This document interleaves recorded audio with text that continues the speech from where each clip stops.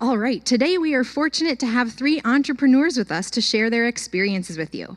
This year, we decided to feature owners who are at various stages in their business, from startup to established to seasoned. As I share a bit about each of them, I'd ask them to make their way to center stage. Our startup owner is Joshua Citrak of Wolfpack Family Jiujitsu. Joshua and his wife Susan are 3rd and 2nd degree purple belts, originally from San Francisco, California. They moved to Aberdeen in the fall of 2020 when Susan started her position at Northern State University as a chemistry professor. When they discovered there was no jiu-jitsu gym in Aberdeen, yeah, I'd say that, jiu-jitsu gym. When they discovered there was no jiu-jitsu gym in Aberdeen, they decided to open one themselves. Wolfpack Family Jiujitsu opened January 2nd of 2021. The epitome of entrepreneurship. See a need, fill it. Our established owner is Elizabeth Schwab of Schwab Audiology. Dr. Elizabeth Falk Schwab is an audiologist and a native of Aberdeen.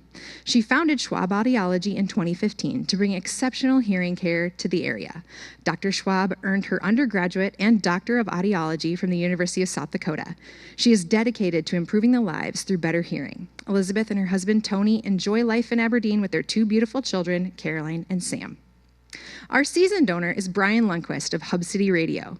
A South Dakota native, Brian began his radio career at the Radio Broadcasting School in Thief River Falls, Minnesota.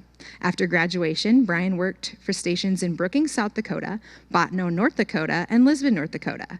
In 1990, he landed a job at KGIM AM, having followed his then fiancée and now wife Melanie to Aberdeen as she started her speech language therapy career.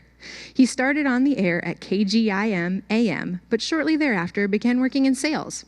Since then, he's been on air, in sales, and in management. Brian stayed with the station as it underwent several ownership changes and additional station acquisitions.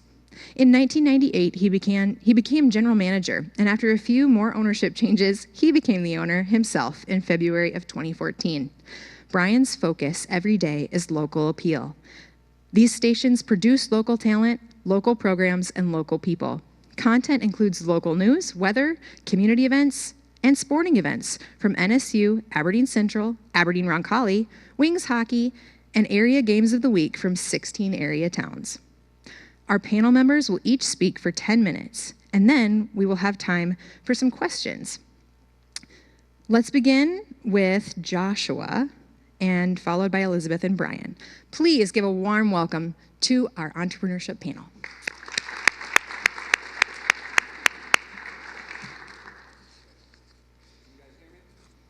Yeah, okay.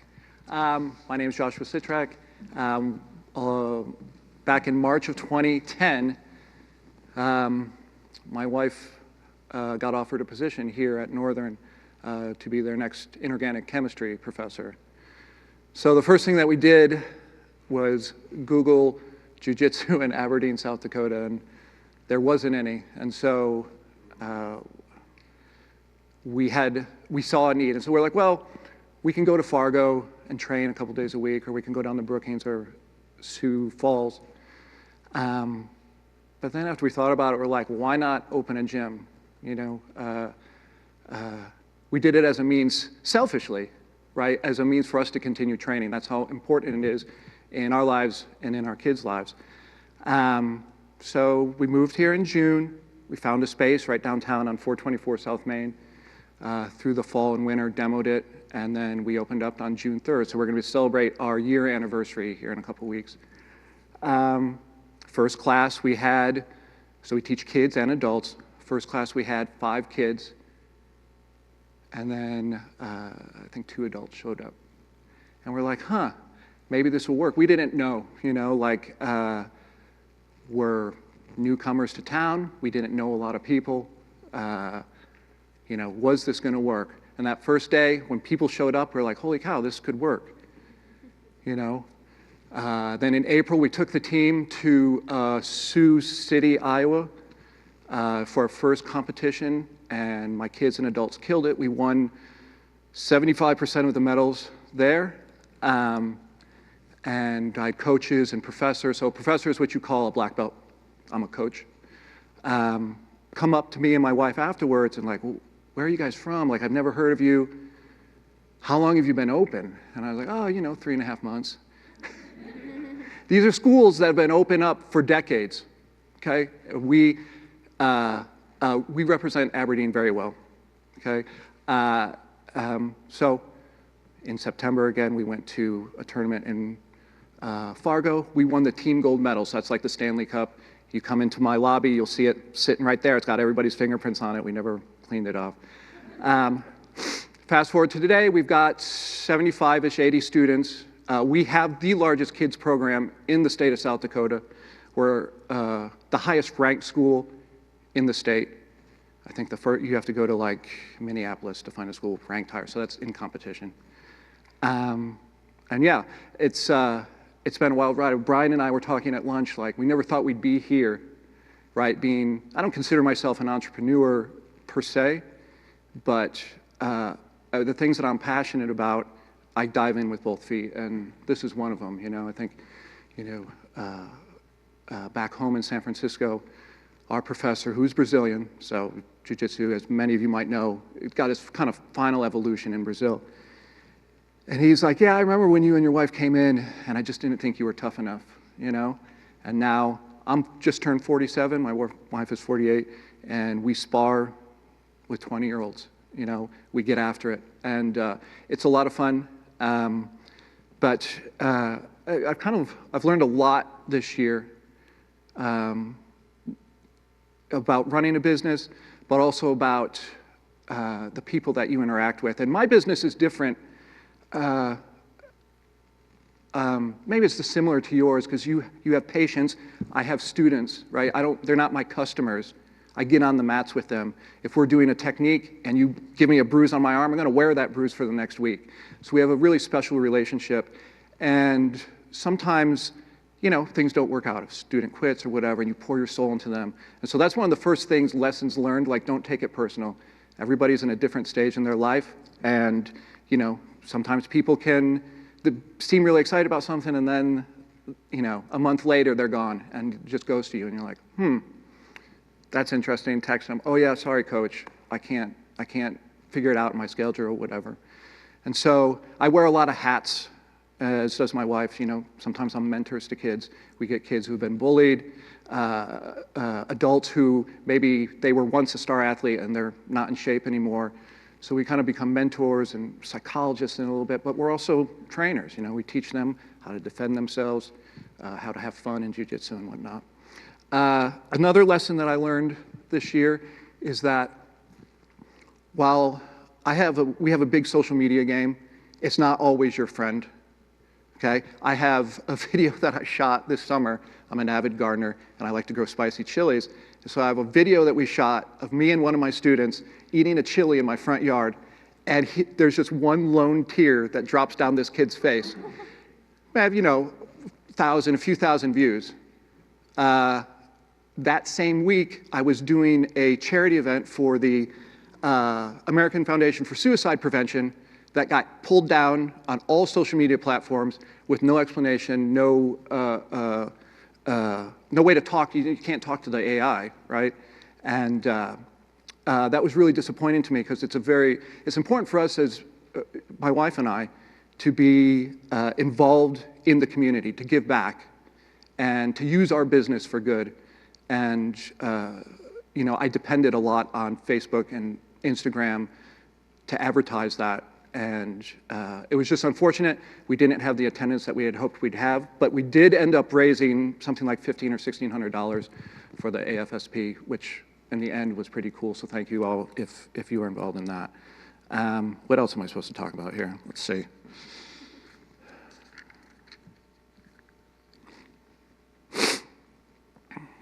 Yeah, but at the same hand, technology can be a really huge benefit. Facebook and Instagram were how we grew our business for the first 3 or 4 months. Most of them came from there. And then afterwards, being in a small town, it's word of mouth. As many of you are probably from small towns too, if you're going to do your business in a small town, know that you have to carry yourself as your business at all times. Right? So if you're at a stoplight and someone won't go or they cut you off, like you can't flip them off, okay? You gotta be professional. You know, you have to carry yourself with the pride of your business because everyone is going to associate you with your business, which from being from San Francisco was a little hard to get used to because I walked out my front door, I'm anonymous, right? Like, I'll never see that fool again. But here, you know, they'll... You were flipping people off in California? Maybe. But I'll give you an example. So I was at a convenience store, and I was getting stuff. I was after class, and there's this weird incident that was going on between this dude and a couple of kids, and they're kind of jawing back and forth, and I'm just in line. And so I just kind of get in between them, take the guy, just walk him out to his truck. He's talking about my dog, whatnot. So just to diffuse the situation, right? The very next night, this dude comes into my gym. Just not because he knew who I was, just because it's the universe. What, you know, who knows?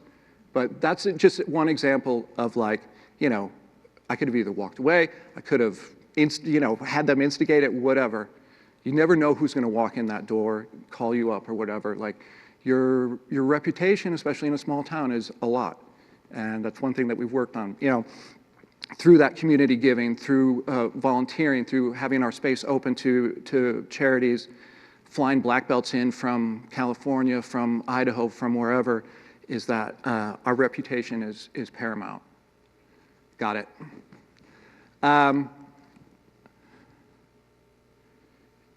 Yeah, that's good. I got 1 minute left. Brian, or... Yeah, one thing.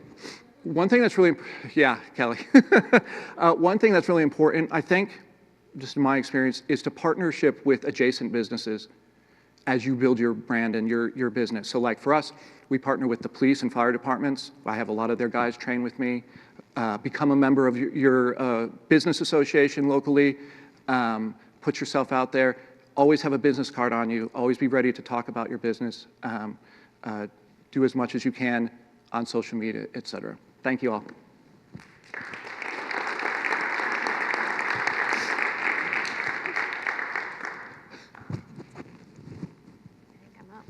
Okay. I'm Elizabeth Schwab. I am an audiologist, and I own my hearing clinic, Schwab Audiology, here in Aberdeen. I opened just over 6 years ago.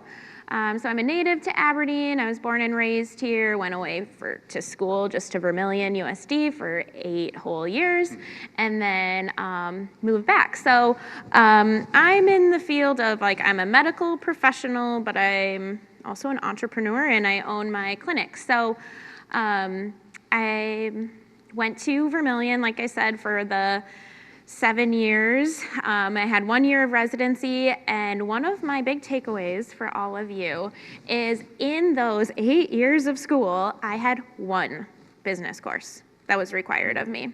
So most audiologists are not business owners. We work in ear, nose, and throat clinics and hospitals and schools.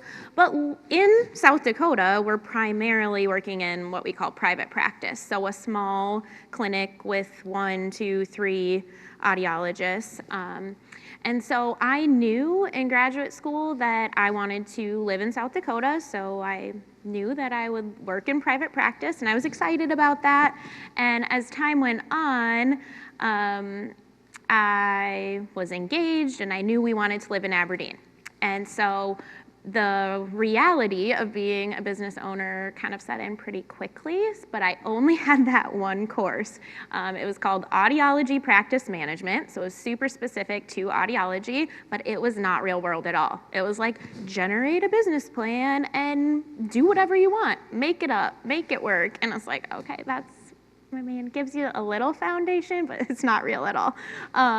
So some advice is, if you're in a traditional secondary education college program, take some business courses as your electives. So I was initially a biology major, and then I switched to audiology, which is called Communication Sciences and Disorders, and it's all audiology and speech-language pathology courses. So super science-y and medical, no business courses were required. So but I had to take electives, so instead of taking I don't know, ballet and music appreciation, which make you very well-rounded, but take a general accounting course or general business, finance. As much as you can learn about numbers and finance is super helpful, because you have, as an entrepreneur, you have to make money to be successful. And so my husband is a CPA and he preaches budgeting.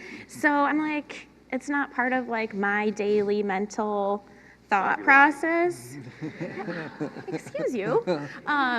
You know, like the bread and butter for me is working with people and helping them hear better and making relationships with patients. And that's what I love. But you have to be passionate about your business, but then have the foundation to be successful. So if you can take some of those courses in college, that's, I think, some good advice. And like Josh said, partner with other local businesses and use your resources. So I started, what I say is like from scratch. I didn't come into an existing business or buy anything out. I started from the ground up. So I rented a space. It needed a lot of construction. To do that, you need money. So work with, if you know and trust people already, use those resources as much as you can.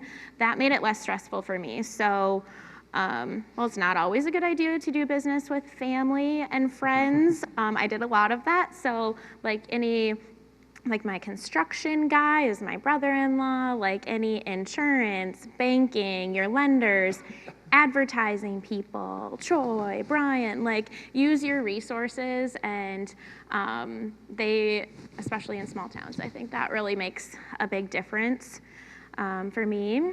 And what else am I supposed to talk about? Oh, this is kind of obvious, but work hard. Like, I feel like, I mean, you go to work, you're gonna work your butt off all day, and when you have staff, I think that makes a huge difference. So I have a few staff members that work with me, and I don't ever want to ask them to do something that I don't want to do. So I try to, I mean, not say that, but like, I wash the windows, I take out the trash. I think it helps them be more motivated and work harder when they see you doing those like little cleaning jobs. So I think that goes a long way, just kind of being unsaid. And then I know, like, for me, it doesn't maybe look like it, but high school was a long time ago. So sitting in your shoes, I had no idea I would be an audiologist, let alone a business owner. But I'm super grateful for the decisions I made and where I am. And I mean, it's so cool because you're committed to yourself and your plan and your staff and your patients. And I mean, I feel like, in a way, I'm grateful that I have to keep doing what I'm doing because I've committed to this and to that patient base that I've made. And yeah, I think you guys are doing awesome things, and good luck in those future endeavors. So you get my extra minutes. Guarantee you that Elizabeth, Dr. Schwab, sorry, I've noticed since she was little. That's why I'm the seasoned one here, because that means I'm older. She checked to see if I had my hearing aids in. I don't have them in. I knew she was going to check. But yeah, thank you all for... Maybe if we finish early, we can meet up. I need batteries. First of all, I want to thank Katie, too, for emceeing here today. Kelly, two guests up here. Thank you very much, and thank you guys for participating in this. I learned a lot since I've been here, just for a short period of time. There's 250 entries. Did not know that. I thought there would probably be 25. I did not know this is going on for 15 years in Aberdeen. I want to thank Pat Gallagher and Paul McDonald, if he's still around, starting this idea 15 years ago. Kelly, 15 years ago. So there's been a lot of great big ideas here. I went to school in Chamberlain. We probably would have called it small thoughts. We didn't have big ideas. But when I see these big ideas and hearing about these big ideas today, and I'm on the panel here as a seasoned person that says, you must know a lot. I'm still learning. One thing that I can say as a person listening here today, the failures that the dean had in business as young, community support, starting your own business, you're going to fail at something. You're going to have community support. You're going to have to rely on community to help you, your friends to help you, to get to where you are. I mean, there's just no way around that. I took some of the bullet points that Kelly put on here. What type of business do you have? You know, I'm in the radio business. I've been in the radio business since '89. I was on this campus in 1985 at Northern. I had no idea what I wanted to do. Zero. So I had a really good time my freshman year. I had a really good time the second part of my sophomore. It wasn't even my sophomore, let's call it the second year. And then my mom, as it was told, Katie told the story, there's a little bit of story to that. I had the mom and dad talk that said, what are you going to do with your life? And they said, I said, I'm not sure. Well, they enrolled you into Thief River School Broadcasting. And I'm like, Thief River, I don't even know where that is. And my dad says, you know where Canada is? You can see it from there. So I got enrolled into Siberia, just by the Canadian border, and I loved it. I did mention at one time in high school that I wanted to be in radio. A lot of us that are seasoned remember listening to Casey Kasem and recording on a cassette and then playing it around and listening to radio, and it was fun. We drove around with our radio on up and down main streets as we did in those days, and I loved it. But it takes two things to be successful with your big ideas. It's pretty simple.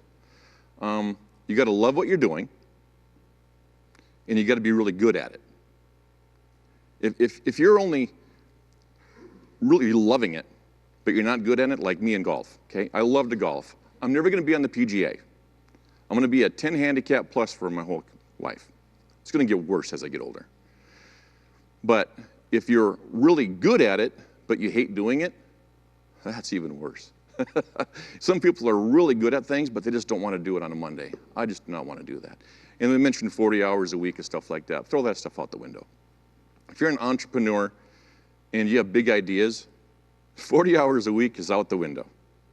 You got to put in some time, and you're going to fail at it, and you're going to do it again until you get it right. And if you have those two things, if you're great at it and you love doing it, don't let anybody else tell you anything different about your success. Because everybody wants you with these big ideas, wants you to be successful. 100%. Until you're successful. And then people are tearing you down. And they're going to say, why did you do this? Oh, he can do that because of this. Well, it's because of your success and your passion and your drive. So don't let anybody, after you're successful, tear you down. It happens all the time. No matter if you're a billionaire or if you're an entrepreneur like you guys are, like us in Aberdeen, South Dakota. When I tell people from Aberdeen, South Dakota, and we get some national buys on the radio stations, I say, well, we're the third biggest town in South Dakota with 25,000 people. They're like, whoa. No, we're the big town, you know. So it depends on where you're at, what you're doing in the relationships, as they talked about too. You have to have relationships. You can't stop at a stoplight and be upset with a person in front of you or back of you. They're probably a client of mine, you know. Everybody is a client of somebody's or a relationship with somebody in these small towns. So as Elizabeth said, Dr. Schwab said, be part of the community. You got to be part of that fabric of that community. You got to act like when there's something goes on in that community, these big ideas, the only way it's going to work is if you're involved. You have to have that kind of mentality. You have to be involved for this event to be a success. And then when you're a success, you have to be able to give your time. I want you to give your talent and your treasure, the 3 T's. You have to do those 3. Sometimes you just have the time to devote to those charities, fundraisers. Sometimes you have the talent. You can sing. You can sing the national anthem, participate in that. And if you're fortunate enough to have enough treasure to give back, then give back. But if you can do all 3 with your big ideas, you're going to be a huge success. And then people will start relying on you, and then you'll rely on them. Somebody talked a little bit earlier about having a workplace environment of employees. You're supposed to have, I have 40-some employees. We're all co-workers. I'm sure in our business cards somewhere it says, sales, on air, sports, and all that stuff, we're all the same. Because you have to do what needs to be done without being asked all the time. Don't wait for somebody else to do it. Don't let your inactions create an emergency on my part. Hey, I didn't get this done today. Believe me, we've all done it with our parents before, right? 8 o'clock at night. Oh yeah, tomorrow morning I have to. Yeah. Don't let your inactions cause an emergency on your partner's part, your business person's part, somebody at the front office. Don't do that. So always do what needs to be done. Don't let your inactions cause an emergency for somebody else. And do the 3 T's, time, talent, and treasure. I got a whole bunch of stuff on here too, but I think I've probably exhausted a lot of my time. And I just want to make sure that everybody that has a great idea, big idea, follow through on it like it's the last thing on earth. And appreciate you guys all being here, the weather, the travel, and the big ideas. Thank you very much.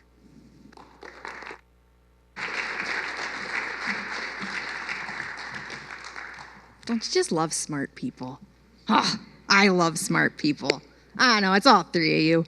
Our panel members, thank you, Brian, Elizabeth, and Joshua.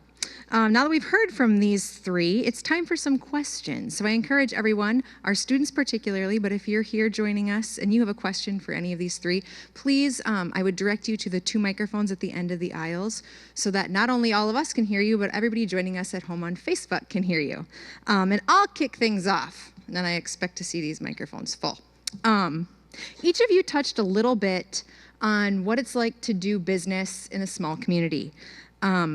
And being all of us being citizens of the 63rd largest city in the world, South Dakota, the whole state, it can be a challenge, but we are a unique business climate. Can you each share with me one pro and maybe one challenge of doing business in a small, tight-knit community or even the greater South Dakota community?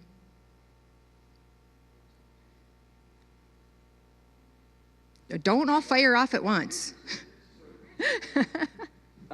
Coming from California, I expected a lot of bureaucracy, a lot of paperwork, a lot of insurance, a lot of fees, a lot of headaches. I just created an LLC and then paid insurance, and I got to open up a gym, and nobody seems to care.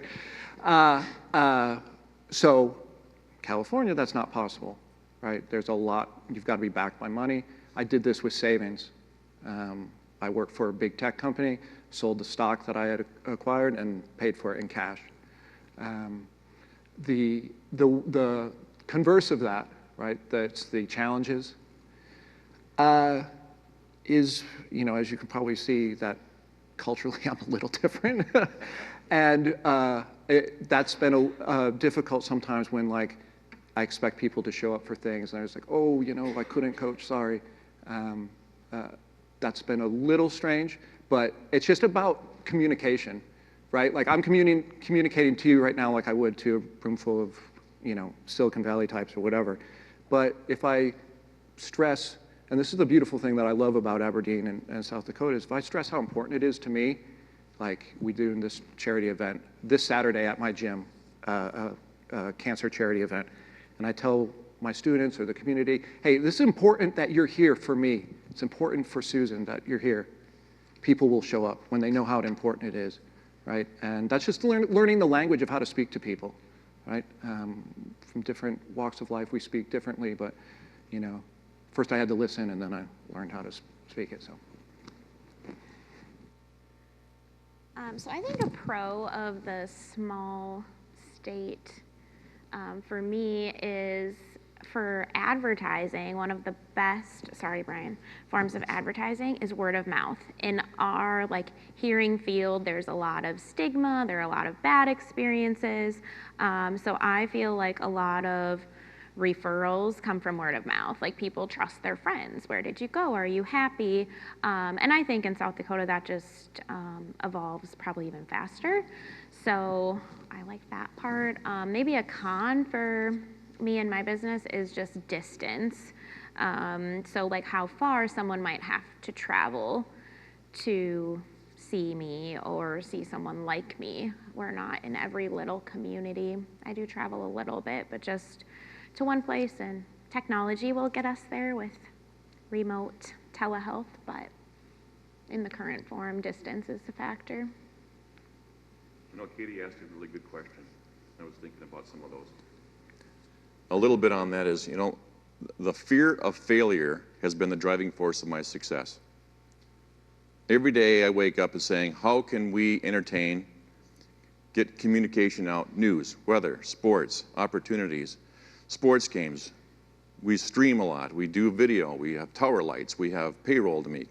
So the fear of that every day, I wouldn't want to live by that because it probably causes high blood pressure. I do take that medicine. But the fear of failure is that worries me at times, is the driving force, because I don't want to upset my community by not having the alarm go off, which has happened. I'm off the air on one of the stations. We get the phone call, hey, you're off the air, you're off the air. Yeah, we know, we're trying to fix it. And in Aberdeen, South Dakota, to find an engineer, stuff to come out, it's hard. But I have really good relationships with my engineer, the electrical, and some other people to help me get by until I can find somebody like that. The successes, again, community.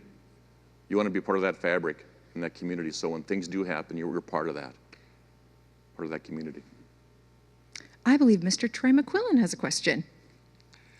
Thank you guys for participating. This stems from a conversation I had with Josh on the street in front of our businesses. It's like, when did that moment click for you when it was time to go it alone, or just to kind of stop what you're doing and, or in your case, Dr. Schwab, just I'm gonna start this on my own? And I retired, quote unquote. So in June, well, okay, so I was one of those people that Brian was just talking about who was very good at something, but I didn't love it. I worked for a very big tech company, making a lot of money, but I didn't love it. I hated it mostly. Not the job itself. It's fun to solve problems, fun to code, but it's just bureaucracy. And the tournament that I talked about in Sioux City that we went to at the very beginning of April, my wife and I, we rented 2 Suburbans, and we had like kids in the back, and they're, you know, eating Doritos and, you know, on Snapchat, and, you know, laughing. It smells like socks, and, you know, I'm just sitting in the passenger seat because I drove the way down, so, you know, and I'm just like, you know, we're just recounting the day's victory, some defeats, but also just recounting like how we were blown away how successful we were. And then, you know, I just told my wife, I was like, I've never been as fulfilled on a job before in my life. And I was like, looked out the window, and then I was like, you know that I'm quitting. So we figured out a way to make it work financially, and yeah, money's tight right now for sure. Like, I'm not making 6 figures anymore, but it doesn't matter to me. You know, money's just paper, and well, after you pay your bills, right?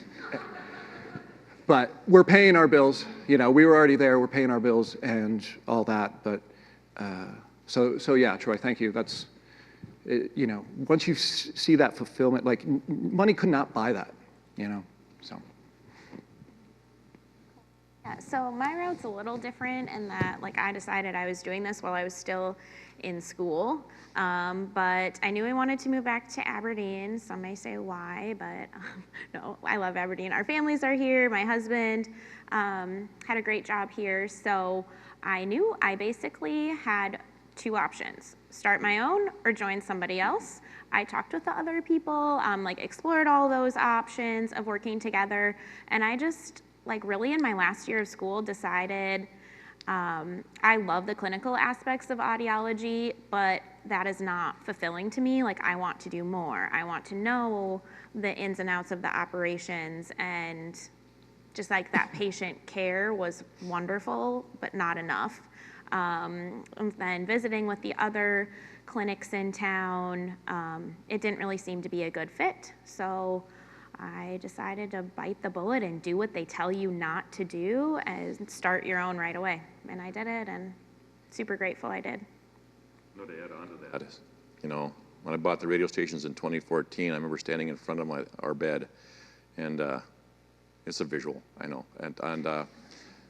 And before I signed the note, I asked my wife, I said, before I sign this for millions, what do you think? Sign it.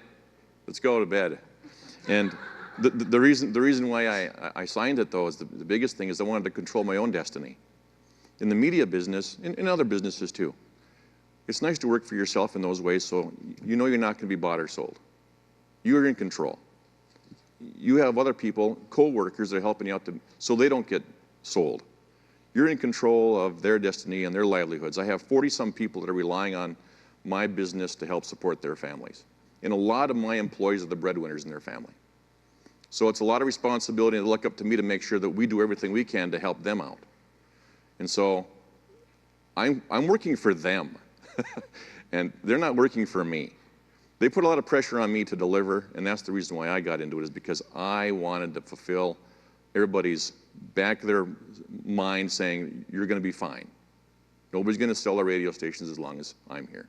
Unless somebody gives me stupid money, then I probably have to look at it. But that's the reason why I did it.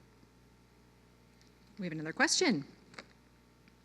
Hi, I am Cassandra Aesop. I am a family nurse practitioner at Horizon Healthcare. So it's kind of like for the young entrepreneurs, Aberdeen is a larger community looking at South Dakota, but still small enough to where, like you guys said, it is a small community. So Horizon has been within Aberdeen for the past, I'm going to say less than 10 years. But across the state, it's a pretty booming family community health center. So looking at Aberdeen, what other advice that you haven't already said would you give to those who want to start up something where you have really good competition and really trying to solidify growing like a practice or a customer base? Great question. You want to have competition. That always kind of I don't want to compete. I want to dominate. I'll be honest with you. I don't want to compete. I don't want to see if I'm going to win at the end. Before I start the game, I want to win. I want to know what's out there. I know that people are going to come at me with saying, what about the other mediums that are out there? There's Spotify, Pandora, XM, Sirius, all those other. They want what I have. Listeners. They want them. They're attacking me every day. MTV attacked me in 1983. Video killed the radio star. MTV no longer plays videos. Cassettes going to kill radio. CDs. Remember the iPods? iPod Shuffle holds 10,000 songs. Heck, I don't even have 10,000 songs at the radio station. I have 17. Some of that stuff is just out there. But they went away. MTV went away. Cassettes are gone. I'm always going to have competition. They always want to, like I said earlier, once you're successful, they want to take away, they want to aim at you. I love it. It gives me something to wake up to every day. What's going to be the new thing? Mediums have changed. Everybody's talking about social media. We do a ton of social media. We do a ton of texting. We do a ton of video. We do a ton of pre-roll. It's more than just radio. I've had to grow too. If you're not scaling your business, somebody's scaling it for you. You might not be the tallest building in the town. Competition. I'm going to tear down the other ones. So then my building is the tallest, you know? So you don't have to build the biggest building to be dominant. You just got to be able to be hungry enough and dominant enough and prideful enough, but never, this is for all your big ideas, never compromise your principles, your ethics, or your morals, period. And that's in business and that's in life. Never do it. If you don't think it's the right thing to do, don't do it. It's an easy question. If you think you should be doing it this way and this way, do it. But do not compromise your own principles, morals, and your ethics. Just don't do it. You'll be successful. Might be harder, might not be the easy way, but do it. Get a little long here, but I tell you what, if somebody talked earlier, if my garage door only opened 9 out of 10 times, that's an A, right, in most people's classes?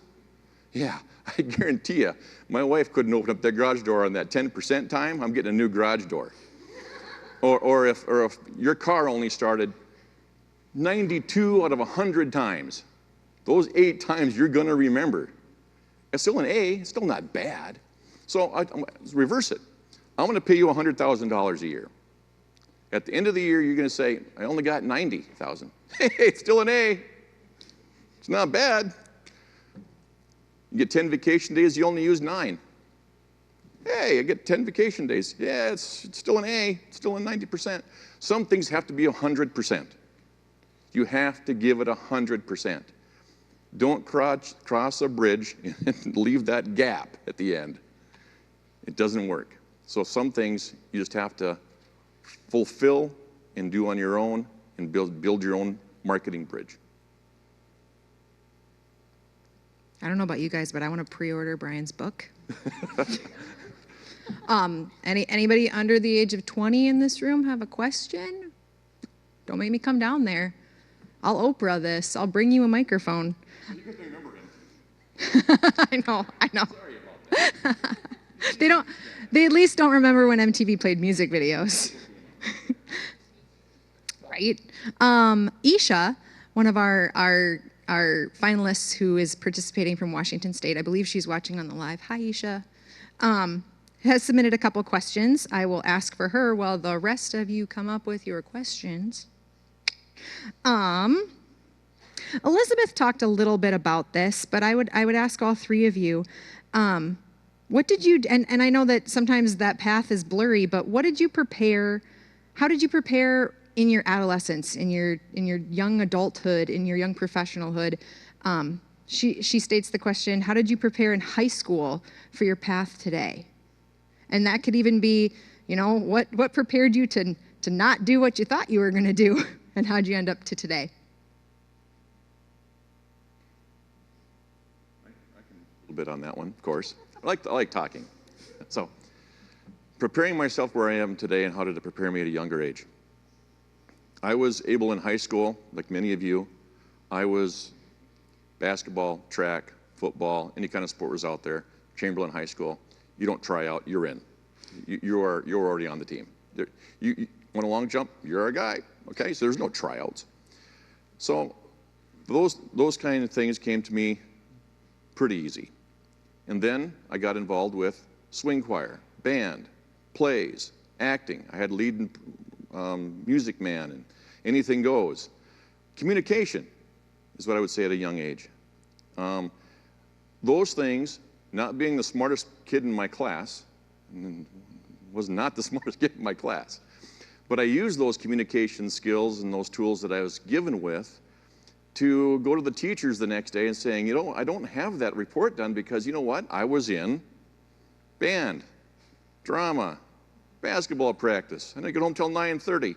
Then, well, Brian, that's okay. We'll give you a C. Thanks. I had no idea what was even graded on. So I used some of my communication skills to get me through different things. I'm not saying that's the right way to do it, by the way. I'm just saying you should read The Hobbit. I had no idea what it was until I saw the movie. And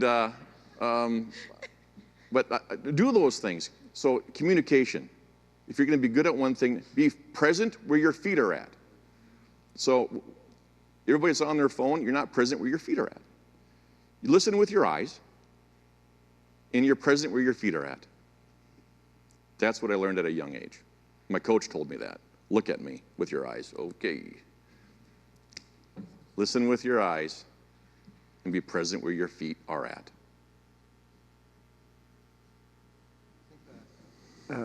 Entrepreneurs, I won't regale you with tales of my youth.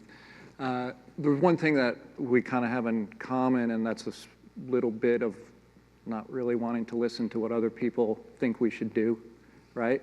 Don't want to be safe. We want to take risks. That can be great, but chill when you're, I don't know, at the tire swing in front of the lake and they're like, go further. Don't do that.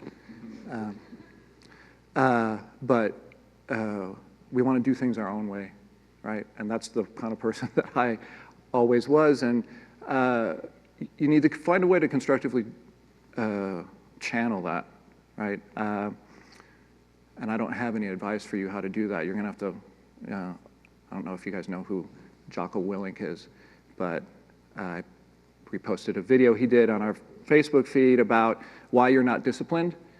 And, you know, like, well, I never learned it.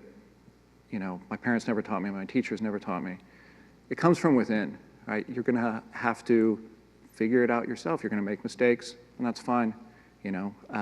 But I think that channeling that energy of, you know, you can't tell me what to do, and I'm gonna do it my way. I'm gonna get my business done, or the way that you guys wanna conduct yourselves in life. You know, I think what Brian said about, you know, having that moral compass guiding you through your life, and then, you know, making the decisions for yourself, right? Don't let other people tell you what's best for you.